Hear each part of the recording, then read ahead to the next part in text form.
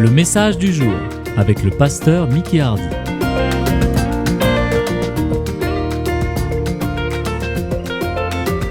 Ok, on va ouvrir la parole de Dieu ce matin dans l'évangile de Matthieu au chapitre 13.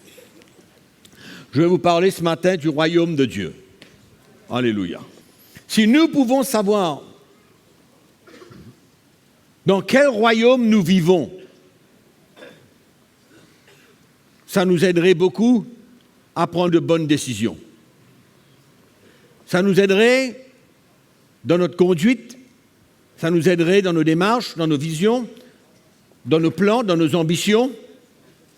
Ça nous aiderait dans notre marche de tous les jours, si nous savions réellement dans quel royaume nous vivons. Malheureusement, beaucoup de chrétiens ne comprennent pas l'appel de Dieu, le salut, pour vivre dans le royaume de Dieu comme Dieu nous demande.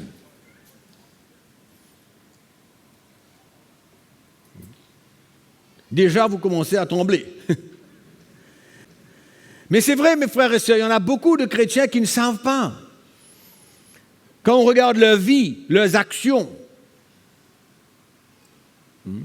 qu'est-ce qu'ils font de leur vie, de leurs finances, quelles sont leurs ambitions, on comprend qu'ils ne comprennent pas leur place dans le royaume de Dieu. Le temps est court. Il n'y a pas beaucoup de temps qui nous reste pour nous préparer à l'avènement de Jésus, au retour de Jésus.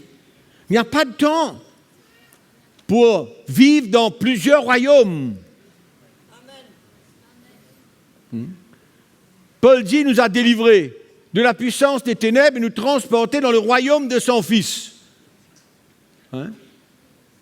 En qui nous avons le pardon et la rédemption de nos péchés, le salut.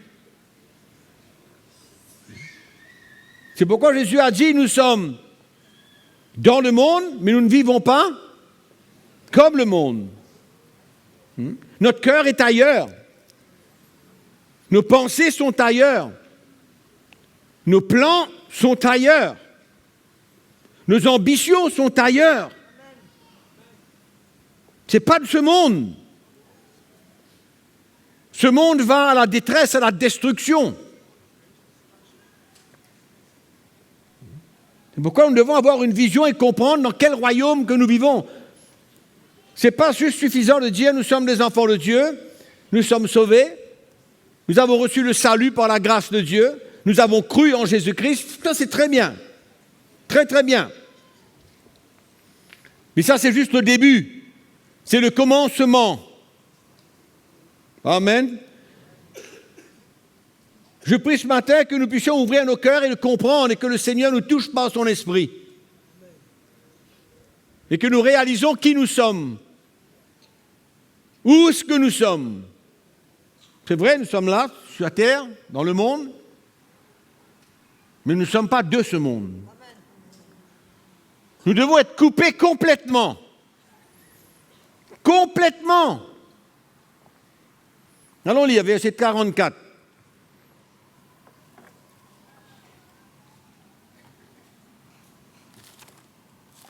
Matthieu, chapitre 13, verset 44.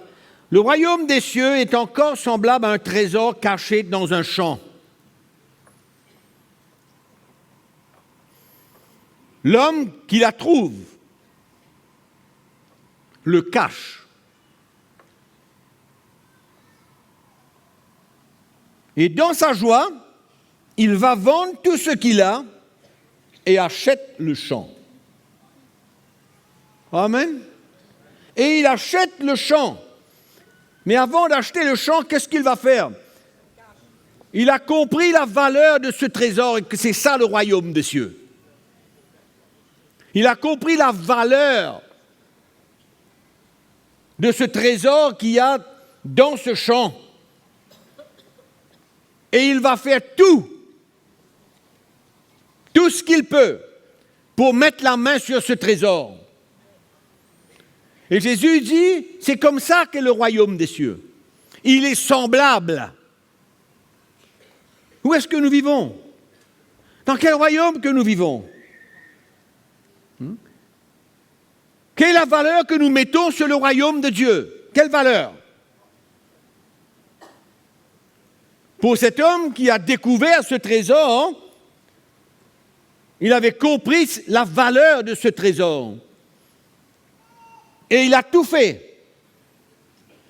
Il est parti chez lui, il a vendu tout ce qu'il avait. Il ne s'est pas attaché à ces choses qu'il avait, parce qu'il a compris qu'il y avait quelque chose de plus important, de plus de valeur pour lui. C'est ça. Jésus a dit, le royaume des cieux est semblable à un homme. Il est semblable. C'est comme ça que ça devrait être pour nous. Le royaume de Dieu. Ça devrait être comme ça. Comprendre de cette manière. C'est pas simplement venir à l'église tous les dimanches, faire un petit don dans l'offrande, louer le Seigneur, et peut-être souvent avec difficulté pour louer le Seigneur. C'est ça le royaume de Dieu? C'est ça la vie dans le royaume de Dieu? Ça serait très pauvre. Très, très pauvre. C'est pourquoi beaucoup de chrétiens ne comprennent pas ce que Dieu demande de leur vie. La demande qu'il y a sur notre vie. Et comment le Seigneur nous a retirés de là où nous étions pour nous transporter dans un autre royaume. Et nous avons un pied quelque part, un autre pied quelque part. Si nous avions 10 pieds, on aurait 10 pieds, chaque pied quelque part d'autre.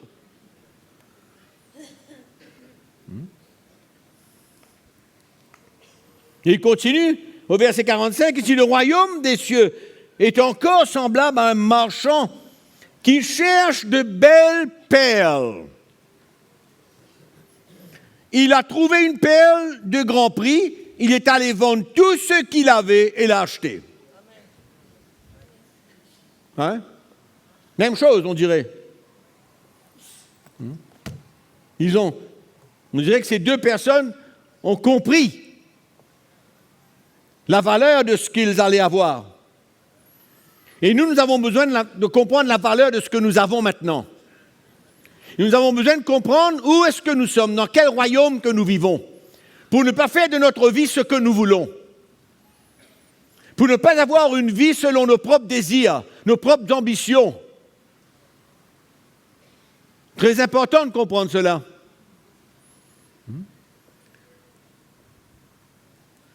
Autrement, nous resterons toujours des petits-enfants, des petits bébés qui ne comprennent pas, qui n'ont pas la vision du royaume de Dieu. Ils touchent à tout. Connaissez ces chrétiens qui touchent un peu à tout? Ils n'arrivent pas à faire la différence. Le verset 47. Le royaume des cieux est encore semblable à un filet jeté dans la mer et ramassant des poissons de toute espèce. Quand il est rempli, les pêcheurs le tirent.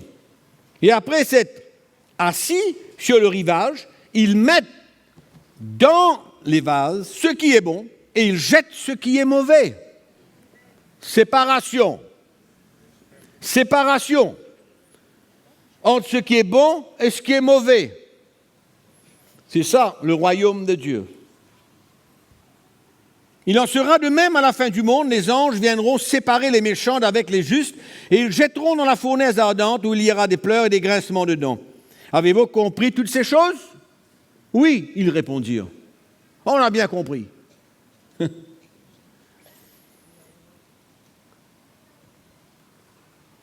Et mon désir ce matin, c'est que nous puissions tous comprendre.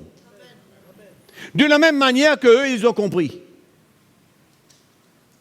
La valeur de notre place, de ce que nous sommes, de là où le Seigneur nous a emmenés.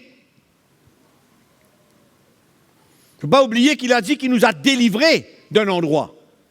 Délivrés d'un endroit pour nous transporter dans un autre.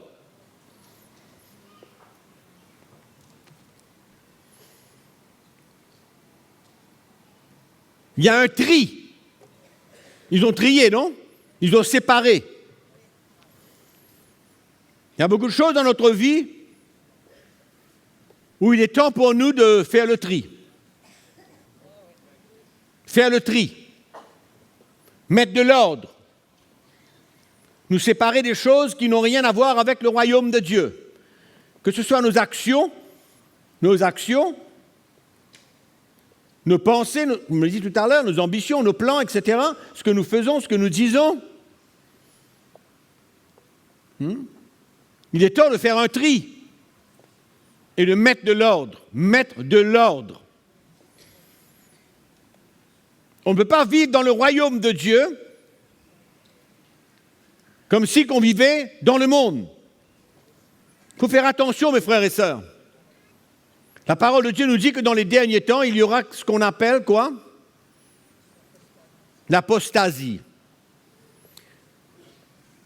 Où il y en a beaucoup qui vont renier la foi, qui vont abandonner la foi.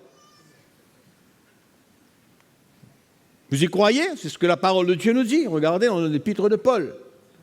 L'apostasie. Jésus est en train de vouloir restaurer, remettre en ordre dans l'époque que nous vivons maintenant. Si vous regardez l'histoire de l'Église depuis quelques 3 ou 4 décennies, l'Église a perdu sa vie, a perdu sa force, a perdu son parfum dans le monde. C'est pourquoi aujourd'hui, les gouvernements des pays n'ont plus de respect pour l'Église. C'est un respect probablement religieux de la manière qu'ils comprennent la religion. Et Jésus est en train de vouloir restaurer, ramener le cœur de son peuple, de ses enfants, ramener et les faire prendre conscience du royaume de Dieu. L'Évangile va devenir, mes frères et sœurs, de plus en plus clair. Clair veut dire quoi? Pas simplement qu'on va le comprendre, mais qu'est-ce qui va venir avec cette clarté, cette lumière qui va venir de l'Évangile? Ça va mettre une demande de séparation dans notre vie, comme nous voyons ici là. On va comprendre la valeur de notre place dans le royaume de Dieu, de là où nous sommes, la valeur. Nous avons lu 3 textes. 2 là-dedans ont compris la valeur. Le 3e texte, on parle du tri, de la séparation qui doit se passer. Pourquoi? Ouvrez votre Bible avec moi dans 2 Corinthiens chapitre 6, vous allez voir pourquoi. Ma prière ce matin, c'est que l'Esprit de Dieu vous éclaire et vous fait comprendre clairement là où vous êtes. Nous allons lire le verset 14.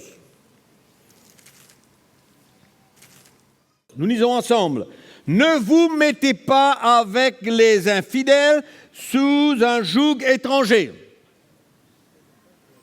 Car quel rapport y a-t-il entre la justice et l'iniquité? » Quel rapport y a-t-il?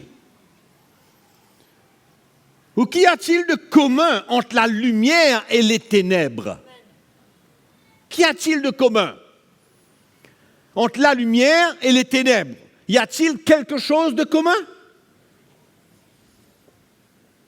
Entre la justice et l'iniquité, ce sont 2 pôles différents. C'est comme le nord et le sud. C'est comme l'est et l'ouest. C'est exactement ça. C'est une séparation totale.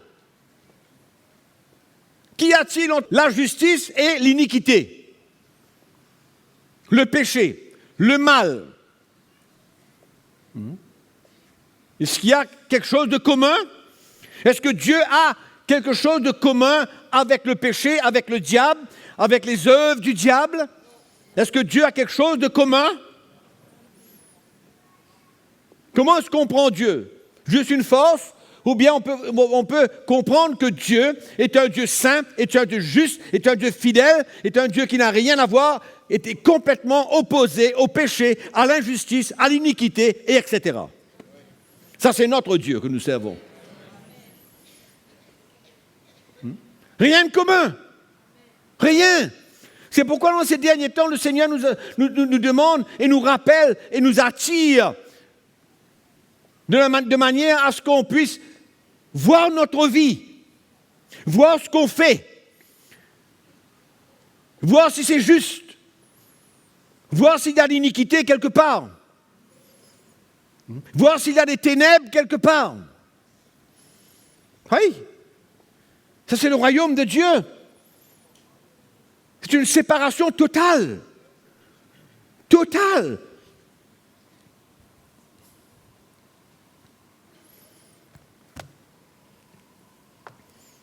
Quel accord y a-t-il entre Christ et Bélial? Ben voilà.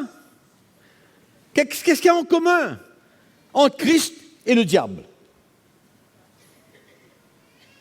Ses œuvres. Rien. Absolument rien. Quelle part a le fidèle avec l'infidèle?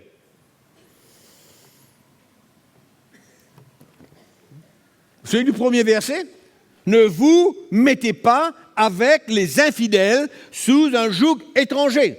Le premier verset qu'on a lu. D'accord? Et puis par la suite, il vient dire, quel rapport y a-t-il? Quel accord y a-t-il? Quelle part y a-t-il entre le fidèle avec l'infidèle? 15%, je dirais. Vous acceptez? Mais pourquoi vous ne me dites pas, allô, doucement. Doucement, là. Non, zéro. Zéro. Quel rapport y a-t-il entre la justice et l'iniquité? Zéro. Hein?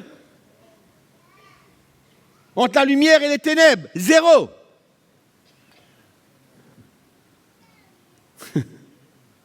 Le royaume de Dieu. Il est temps qu'on comprenne ce que c'est que le royaume de Dieu pour chacune de nos vies. On n'est pas là pour jouer à l'église. On n'est plus là pour faire semblant. On n'est plus là pour venir s'asseoir sur une chaise. On est là pour vivre comme des citoyens du royaume de Dieu. Comme ceux qui appartiennent à Dieu. Comme l'apôtre Pierre le dit dans sa première épître au chapitre 2. Il parle comment nous sommes une race élue. Alléluia. Une race élue. Une nouvelle race. Qu'on comprenne une fois que nous sommes une nouvelle race. Citoyens du royaume de Dieu. Un jour, j'étais dans un pays et j'étais prêché dans une église.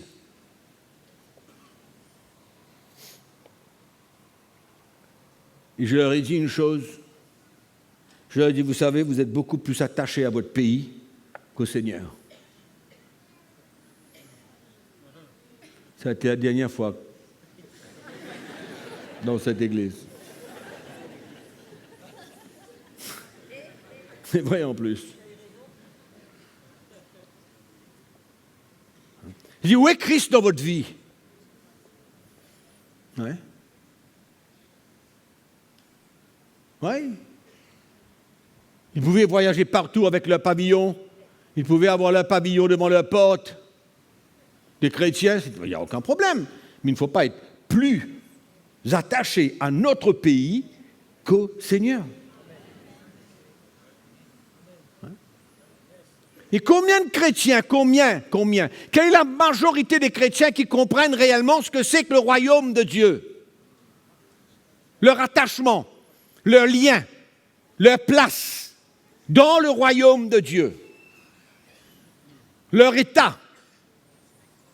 Le royaume de Dieu contient des hommes et des femmes qui sont de la même race. Il y a une seule porte. Et tout le monde rentre par la même porte. Croyez-moi. Il faut qu'on soit libre. Libéré complètement. Et on comprenne où on est. Dans le royaume de Dieu.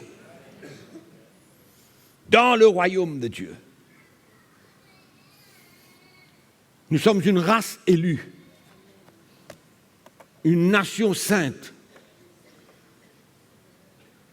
Amen. Un sacerdoce royal. Extraordinaire.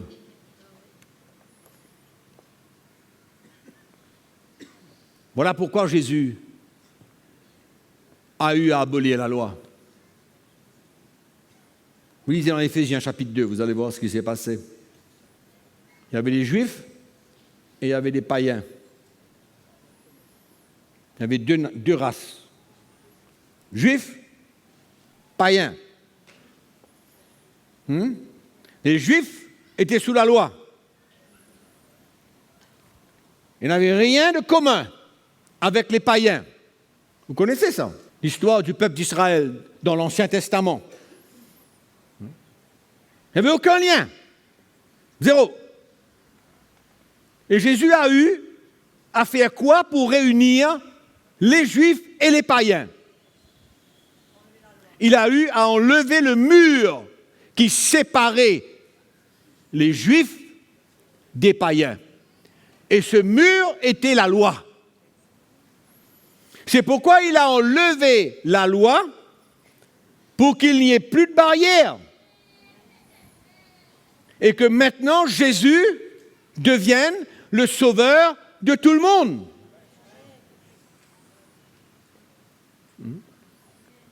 Ouvrez votre Bible dans Éphésiens. Je vais lire juste 2 petits versets.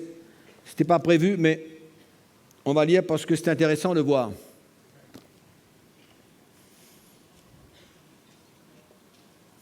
Verset 13 du chapitre 2, Éphésiens.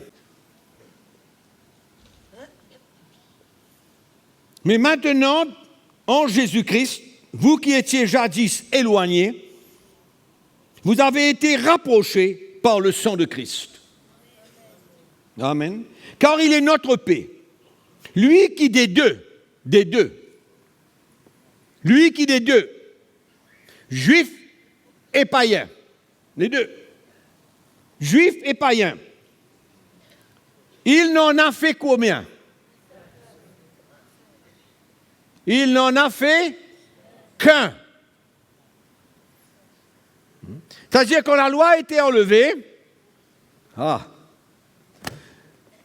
quand la loi a été enlevée, ce n'est pas pour que tous ceux qui sont dans le monde et qui croient en Dieu soient un. Non.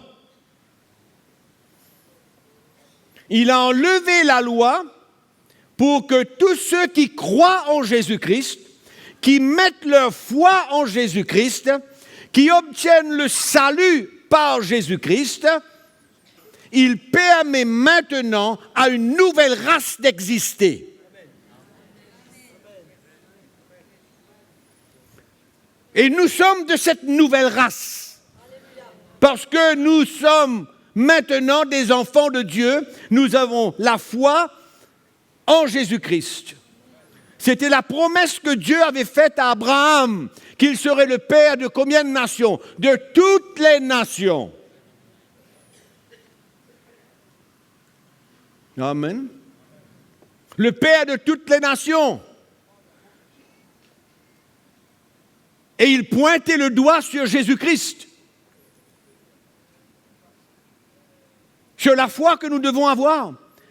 Et la même foi que nous avons en Jésus-Christ était la foi que Dieu avait donnée à Abraham pour croire qu'il était le père d'une multitude de nations.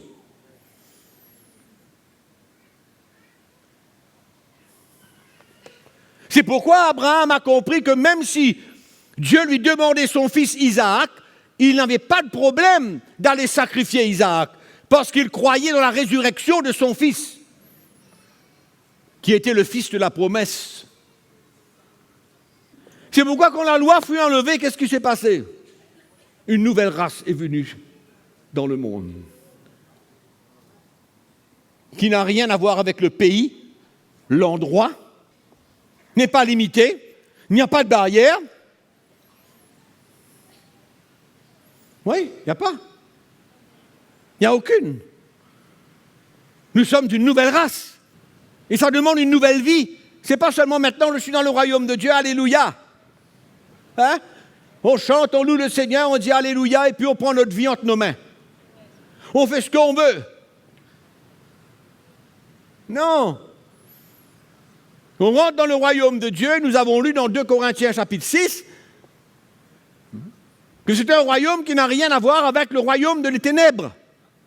Le monde, son péché, l'iniquité, les ténèbres, le diable.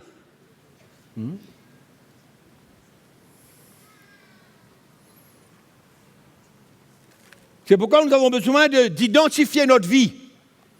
Par rapport à quoi? À premièrement, l'iniquité, les ténèbres, le diable, l'infidèle. Le diable avec toutes ses œuvres et tout ce qu'il fait, le péché qui est attaché avec l'ennemi.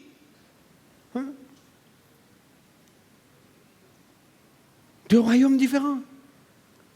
Nouvelle race. Vous y croyez ou non? C'est pourquoi, qu'est-ce qu'on fait? Qu'est-ce qu'on fait de notre vie maintenant si on comprend que nous sommes citoyens d'une nouvelle race, d'un nouveau peuple? Rien à voir avec le monde? Détaché complètement? C'est pourquoi le Seigneur veut mettre de l'ordre. Il veut mettre de l'ordre.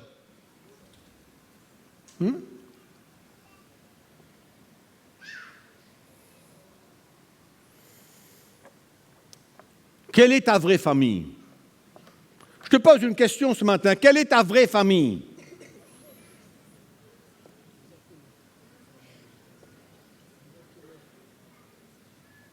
Quelle est ta vraie famille? Ton père et ta mère et ton frère et ta sœur et ton oncle et ta tante et ton grand-père et ta grand-mère dans la chair? C'est ça ta vraie famille? C'est eux qui sont encore plus importants pour toi? Ou non? Ou bien c'est ta vraie famille, c'est la famille de Dieu, cette nouvelle race d'hommes, de femmes, cette nouvelle race de personnes qui ont cru en Christ, qui vivent dans le royaume de Dieu. C'est-à-dire que si ton père ou ta mère ou ton frère ou ta sœur sont dans le royaume de Dieu, ben oui, ils font partie de cette même famille. Amen. Mais quand tu rentres dans cette famille, il n'y a plus de grand-père, de grand-père, de grand-mère, d'ancêtre, il n'y a plus de tout ça. Il y a frères et sœurs dans cette famille. C'est tout ce qu'il y a. Il n'y a rien d'autre. Amen. Il n'y a rien d'autre dans cette nouvelle famille. Nous sommes tous maintenant enfants de Dieu.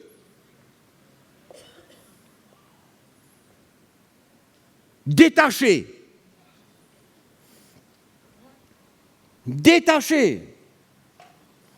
de tout ce qui appartient au monde. Et Dieu nous pose la question, combien de temps est-ce qu'on va continuer à essayer de vivre dans deux royaumes en même temps? Il y a un moment donné où il faudra faire un choix. Et le choix n'est pas automatique. Non. Il faut réaliser que quand on est dans le royaume de Dieu,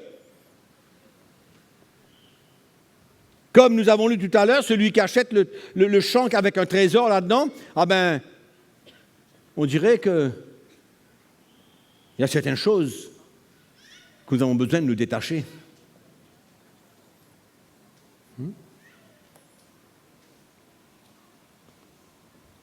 Chacun sait dans sa vie. Chacun comprend ce que c'est que le royaume de Dieu à sa manière. Mais il n'est pas le temps maintenant de comprendre le royaume de Dieu à sa manière. Il est temps pour nous de comprendre le royaume de Dieu selon l'Évangile, selon la parole de Dieu. Pas selon la manière qu'on comprend.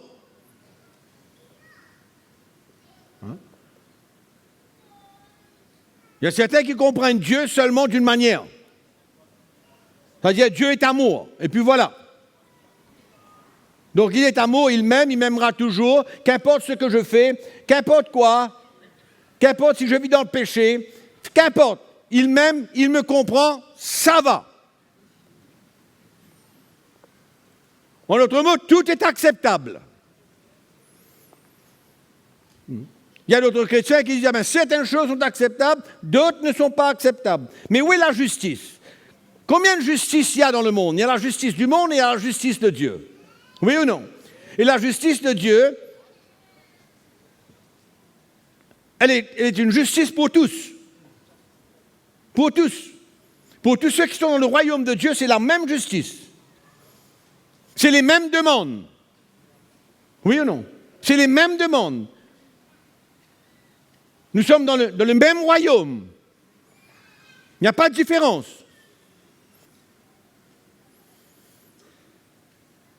Je disais dernièrement, même aux pasteurs et serviteurs de Dieu, qui sont toujours attachés avec des choses ancestrales, qui essayent de plaire à leurs parents, à leurs grands-parents, à leurs ancêtres. C'est comme si qu'ils vivaient toujours dans le même monde. Comme si qu'ils ne comprennent pas qu'ils sont maintenant dans un autre royaume qui est complètement différent et qui n'a aucun lien avec le passé. Aucun. Les pratiques du passé, rien. Ce sont des nouvelles lois avec des nouveaux cœurs. Des nouvelles demandes sur notre vie. Ça, c'est le royaume de Dieu. Est-ce que vous devez à quelqu'un qui est dans le monde quelque chose? Hein? En d'autres mots, est-ce que vous avez besoin de lui plaire? C'est ça que je parle quand je dis est-ce que vous lui devez quelque chose? Est-ce que vous avez besoin de lui plaire? Est-ce que vous avez besoin de le faire plaisir? Est-ce que vous avez besoin de se soumettre à lui?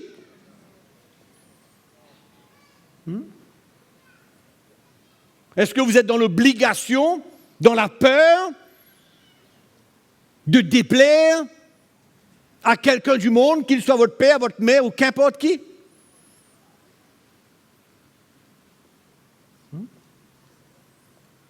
Non, on ne devrait pas.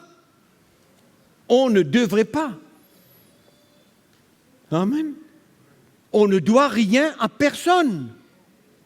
Personne qui est dans le monde, on ne doit rien. La parole de Dieu nous enseigne que la seule chose qu'on doit envers les autres, c'est de les aimer. Rien d'autre. Donc nous ne sommes pas dans l'obligation de plaire à personne. La seule chose que Dieu nous demande, aime-le. C'est tout. Aime-le. Que ton amour pour lui soit réel. Mais, ce qui veut dire qu'il y a une séparation.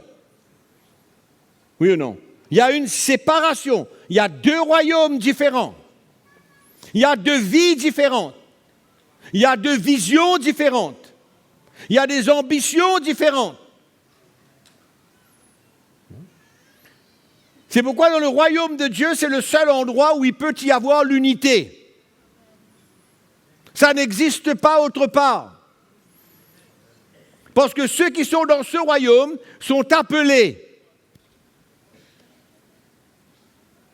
à se soumettre au Seigneur, à lui donner leur vie, amen, à perdre leur vie,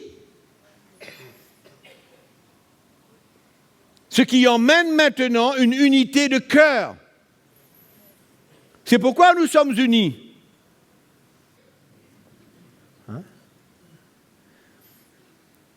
Et je parlais dernièrement comment le Seigneur veut d'une unité dans l'esprit. Pas d'une unité amicale, mais une unité de l'esprit.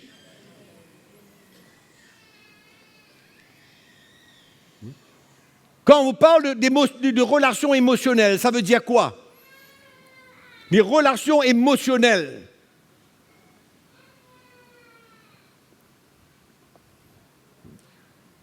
Avec les gens du monde.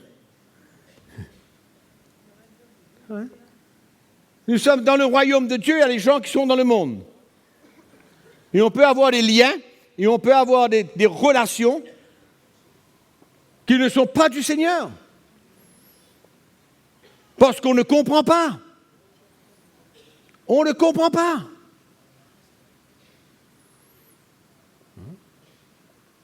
On peut avoir certaines relations entre frères et sœurs qui ne sont pas tout à fait correctes, mais ce n'est pas comparable à des relations entre les gens du royaume de Dieu et les gens du dehors. C'est deux choses différentes. Qu'est-ce que je veux dire? Je veux dire que le royaume de Dieu n'a rien à voir avec les gens du monde, avec le monde. Nous sommes séparés complètement. C'est pourquoi je disais que nous ne devons rien à ces gens-là. Rien. C'est pourquoi il ne faut pas avoir peur de se positionner. Nous sommes membres nous sommes une race élue. Alléluia. Alléluia. Hein? Si on comprenait où nous sommes, si on comprenait ce que nous sommes, qui nous sommes,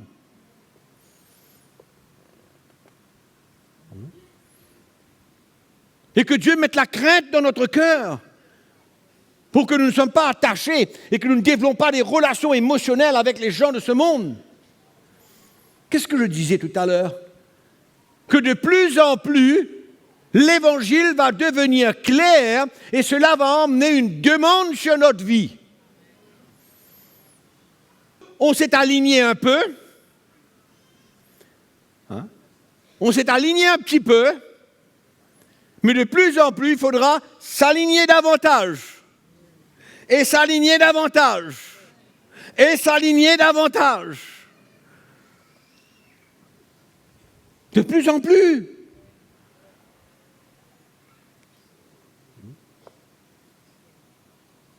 De même que le jour de l'avènement approche, le jour du retour de Jésus approche, de même, il y aura une totale séparation de plus en plus. Et l'importance et la compréhension du royaume de Dieu deviendra de plus en plus claire dans notre vie. Claire. On sait où on est. On sait qui nous sommes. Beaucoup de chrétiens ne savent pas qui ils sont. Non, ils ne savent pas. Ils ne savent pas ce que Dieu veut faire de leur vie. Qui ils sont. Ils ne savent pas. Dans quel royaume ils sont, ils ne savent pas. Ils juste vivent leur vie chrétienne parce qu'ils sont sauvés, et puis c'est tout.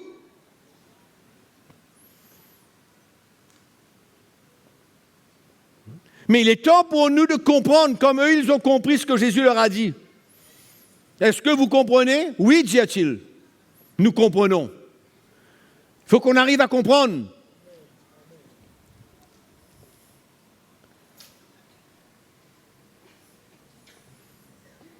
Pour terminer, je vais vous dire une chose. Il y a beaucoup de séparation qui doit se passer. Si on veut vraiment comprendre notre appartenance à cette nouvelle race, notre appartenance à cette nouvelle race,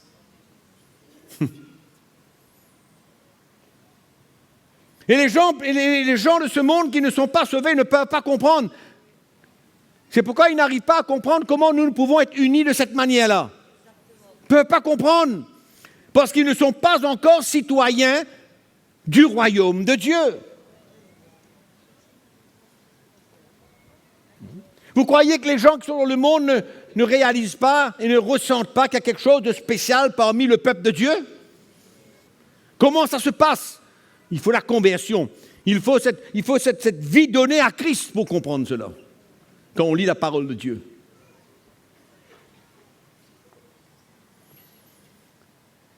Amen. Il y a une position qu'on doit prendre dans l'esprit. On doit comprendre clairement. Chacun a besoin de visualiser où il est, de par sa vie, de par ce qu'il dit, de par ce qu'il est, de par ses actions. Pas de mélange. Pas de mélange. Et Dieu seul sait que dans le monde, il y a tellement d'opportunités pour entraîner les chrétiens dans toutes sortes de compromis et de mélanges. Qui serait d'accord avec ce que je dis? Hein? Tellement de choses, tellement de situations, tellement d'opportunités qui nous emmènent à vivre contrairement aux citoyens du royaume de Dieu. Contrairement. On arrive à compromettre. On est dans le royaume de Dieu et on arrive à compromettre. On arrive à faire des choses qui ne trouvent pas leur place dans le royaume de Dieu. Il n'y a pas eu cette séparation. Hein? Parce qu'on ne comprend pas encore la place que nous avons dans le royaume de Dieu. Qu'on puisse comprendre bien ce que Paul dit. Quel rapport y a-t-il? Quel lien qu'il y a? Qu'est-ce qu'il y a de commun? C'est deux choses complètement différentes. Et c'est comme si, quand Paul parle, il n'y a pas de demi-mesure. On n'essaye pas d'accommoder certaines choses pour arriver à vivre entre les deux. Il faut une balance. Non. C'est un ou l'autre. Le royaume de Dieu est comme ça, et le royaume des ténèbres est comme ça. C'est pourquoi quand nous vivons dans le royaume de Dieu, nous avons des occasions dans le monde de prendre des positions. Nous avons des occasions dans le monde de ne pas compromettre, de dire oui selon la parole de Dieu et de dire non selon la parole de Dieu. Et que ça vienne de notre cœur, parce qu'on a compris, parce qu'on comprend qu'on ne peut pas vivre de vie.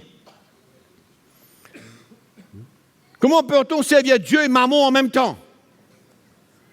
Alléluia. Comment est-ce qu'on peut faire ça? Hein? Et c'est vrai. Chacun d'entre nous, même tous ceux qui nous écoutent en direct, comment peut-on servir Dieu et Mammon en même temps? Mammon ne représente pas seulement l'argent ou le diable, mais représente tout ce qui s'attache avec ces choses et qui nous entraîne dans le péché, loin du royaume de Dieu. Il est temps qu'on comprenne, mes frères et sœurs, qui nous sommes. Qui nous sommes dans cette famille. Quelle valeur que cette famille a à nos yeux. Quelle est la valeur de mon frère, la valeur de ma sœur, sauvée. Quelle est la valeur? Le royaume des cieux est semblable à un homme. Hein? Le royaume de Dieu. Alléluia. Et Dieu est capable, mes frères et sœurs. Dieu est capable de toucher notre cœur. L'Esprit de Dieu est capable de nous montrer où nous sommes, qui nous sommes, qu'est-ce qu'on fait, quelles sont nos actions qui démontrent que finalement nous ne comprenons pas que dans le royaume de Dieu, c'est une séparation. L'Esprit de Dieu est capable de nous parler, de nous arrêter, de nous confronter dans nos actions, dans notre vie de tous les jours, dans ce qu'on fait.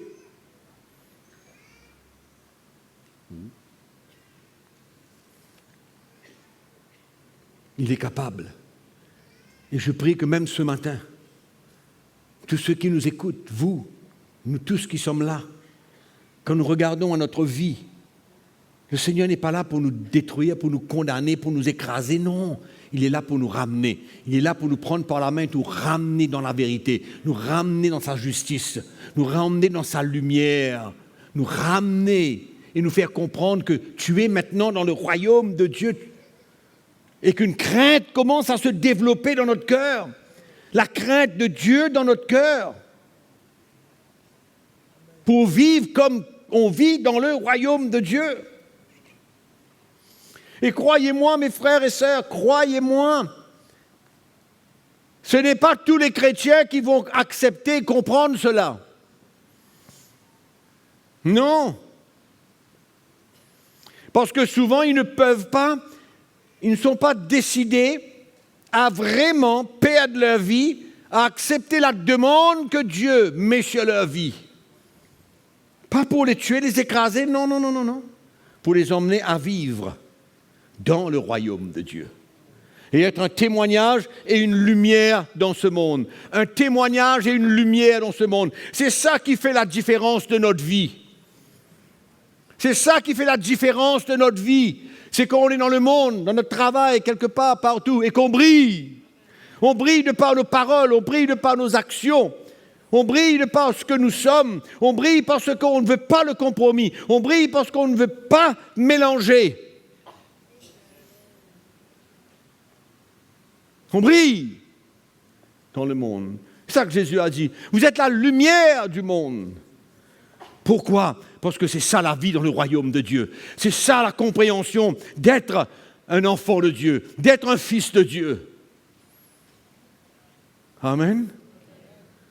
Que le Seigneur nous éclaire. Que le Seigneur nous challenge. Que le Seigneur nous confronte.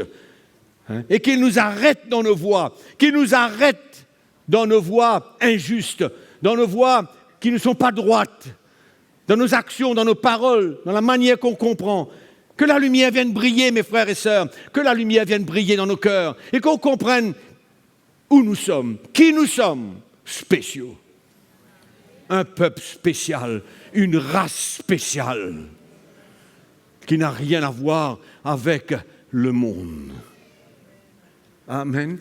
Et Jésus a dit, le monde, de la même manière que le monde m'a haï, il vous haïra. Et alors, attendons-nous à cela. Attendons-nous à cela. Il faut être prêt. Il faut être prêt à s'identifier. Oui. Il faut être prêt parce que le royaume de Dieu, c'est autre chose. C'est pourquoi considérez-vous, mes frères et sœurs, comme des gens spéciaux. Et vivez comme des gens spéciaux. Et vivez dans le royaume de Dieu. Et vivez comme si que vous savez qui vous êtes et ce que Dieu appelle dans votre vie. L'Évangile va devenir de plus en plus clair. C'est pourquoi, affermissez-vous. Soyez bien fondés. Autrement, les choses vont secouer. Autrement, vous allez prendre de mauvaises décisions dans votre vie. Autrement, vous n'allez pas être satisfait. Autrement, vous allez comprendre que les choses deviennent trop dures et trop difficiles pour votre vie. Oh, que le Seigneur nous aide, mes frères et sœurs. Que le Seigneur nous aide à comprendre qu'est-ce que c'est que ce royaume-là. Amen. Merci de nous avoir suivis. À bientôt.